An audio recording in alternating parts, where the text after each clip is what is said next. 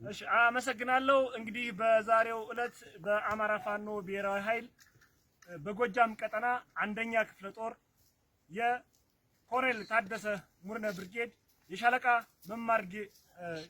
መማር ጌትነት የተቀላቀሉ በርካታ ከአድማ ብተናና ከሚሊሻ ተቋም በጣም በሚገርም ሁኔታ አስደማሚ በሆነ መንገድ እኒህ የአማራ ወጣቶች ከዚህ መንገድ እስካሁን ስናደርግ የነበረው ትግል ስላላሳመንን ከወንድሞቻችን ከወገኖቻችን ጋር አንዋጋም በማለት ከተቋሙ ወጥተው ወደ አማራ ፋኖ ተቀላቅለዋል። እስኪ ከነዚህ መካከል አጭር ቆይታ እናደርጋለን።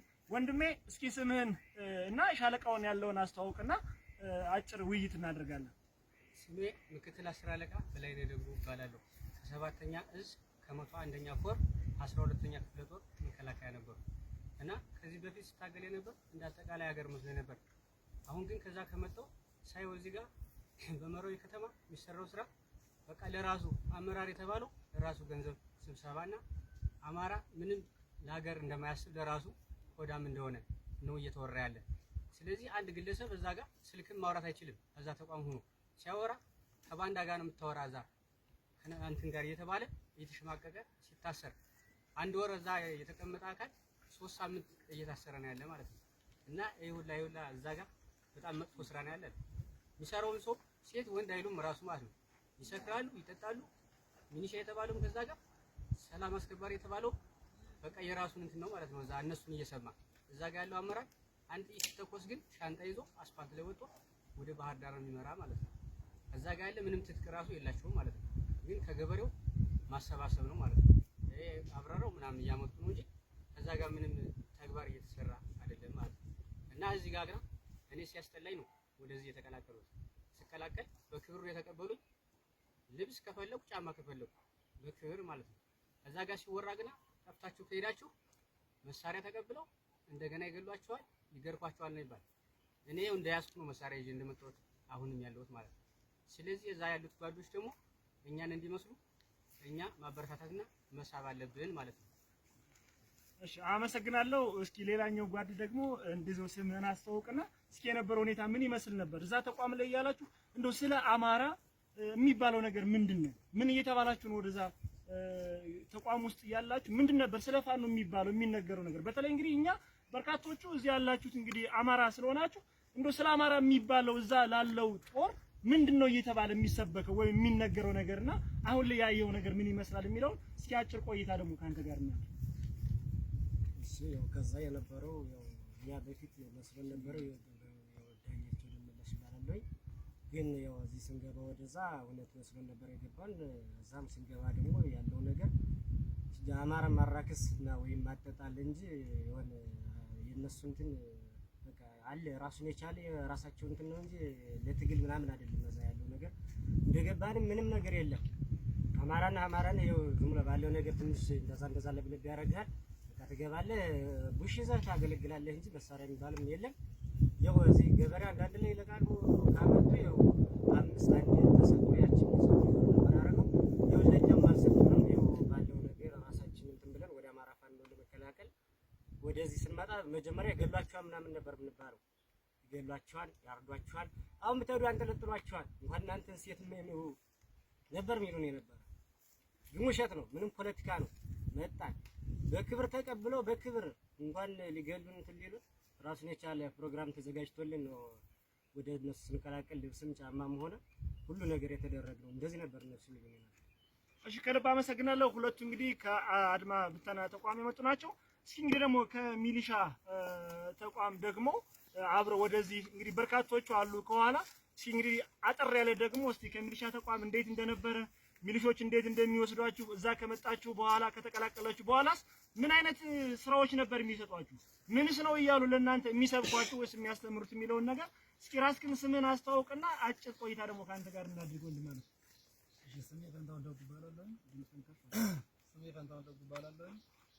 ነገር ግን በአጋጣሚ ላይ ገበያ ብለን ከር ነገር ጠንብኝ አጋጣሚ ተሰራላችሁ በሚል በግዴታ ታስረን ቆይተን ከዛ ወደ ስራ ከገባን በኋላ እንኳን ቢያንስ እንኳን ሽንት ቤት ለመጠቀምና ወይም መሸታ ቤት ለመጠጣት ስንፈልግ ይበሏቸዋል ነው ነበር።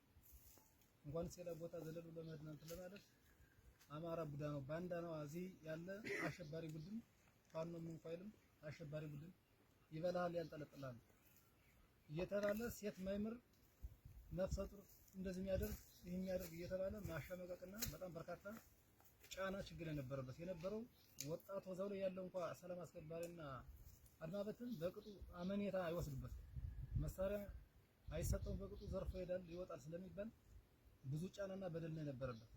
የራሱን ጥቅምና ኪስ ማስፋት ካልሆነ ለኛ ምንም የሚያደርግልንና የሚያግዘን አንድ ነገር የለም። የቆየነው ቆየት አሁን ግን ከዛን ቀን አንስተን ከመጣን በኋላ መጀመሪያ ላይ ገና ስትወጡ ወዛ ያንጠለጥሏቸዋል እንደዚህ ያደርጋቸዋል። ነገር ግን እኛ ከወጣን ቀን አንስተን ካለው ሁኔታ በአማራ ቆይታና በአማራ አቀባበል እኛ የአማራ ፋኖች ወንድሞቻችን፣ ልጆቻችን፣ ቤተሰቦቻችን በአማራበት ደረጃ ተቀብለው በሰፋ መንገድ ተቀላቅለው አሁንም አብረን እያለን በምንም ነገር የደረሰበት ችግር አይሻ እንደሻችን ተንዘላጠን እንደሻችን ወጠን ገብተን ከወንድሞቻችን ጋር ነው ያለን። አሁን ምን የምለው ከዛው ያለው ወገናችን ሚኒሻና አድማ በትንም ሆነ ሰላም አስከባሪ ያሉ ልጆቻችን ወደ አማራ ፋኖ ተቀላቅለው ያለውን ነገር አገራችን በአንድነት ያለውን ጉዳይ በጋራ አገራችን ሀገር እንድናሰኝ ወደኛ እንዲገቡ እንዲመለሱ ስል በአክብሮት ጠይቃለሁ። ወንድሞቻችን ያለምን ሰቀቀን ወደዚህ እንዲመጡ ስላሳስባለሁ። እሺ አመሰግናለሁ ጓድ። እስኪ እንደው በመጨረሻ እንግዲህ ለተለያየ ለ4000 5000 ብር ለማይሞላ ደመወዝ ጥቅማ ጥቅም ብለው ከጠላት ጎን ተሰንፈው ያሉ ወንድሞቻችን አሉና እስኪ እንደው በመጨረሻ ለነሱ የምታስተላልፈው መልእክት ካለ በመዝጊያ የመጨረሻ እድሉን ላንተ ልስጥ። እኔ እዛ ለተቀላቀሉ ለኛ ወንድሞች ለ5000 እና ለ4000 ደሞዝ ለዛውም ተሳቆ ለመኖር ከዛ እንዲቀመጡ ያደረጋቸው ፖለቲካ እኔ ማስተላልፈው መልእክት እኛን እንዲመስሉና እዚህ ሰፋ ብለው በእድላቸው እንዲኖሩ መቆየት እየቻሉ ያለ እድሜያቸው እንዳይሞቱ ከዛ ጋር ቁጭ ብለው በዛኛውም ሆነ በዚህኛው ከዛ ቁጭ ብለው ከዛም ያለ እስራትና ግድያ ማለት ነው። እዛ ጋር ትልቅ አሰቃቂ ነገር ነው ያለ ማለት ነው።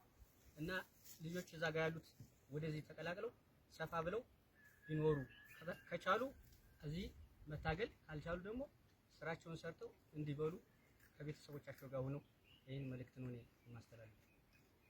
አመሰግናለሁ። ውድ አድማጭ ተመልካቾቻችን እንግዲህ በዛሬው ዕለት በሻለቃ መማር እንግዲህ ከፍተኛ የሆነ ሻምበል መሪዎች ውስጥ ለውስጥ እየሰሩት ያለ አጀብ የሚያስብል የሚበረታታና የሚደነቅ ስራ እየተሰራ ነው የሚገኘው።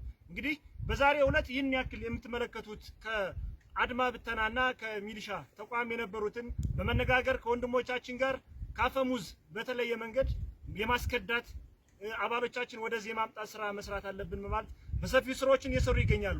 በመላው አማራ የምትገኙ ገብታችሁም ሆነ ሳይገባችሁ ለሽርፍራፊ ጥቅም ብላችሁ ከጠላት ጎን ተሰልፋችሁ ወገኖቻችሁ ጋር የምታርጉት ትግል ይበቃል። ወደ አማራ ፋኖ ተቀላቀሉ። ኑ እንቀበላችኋለን። በየትኛው መንገድ ድል ለአማራ ፋኖ፣ ድል ለአማራ ፋኖ፣ ድል ለአማራ ህዝብ። እናሸንፋለን። ድል ለአማራ ፋኖ፣ እናሸንፋለን። አመሰግናለሁ።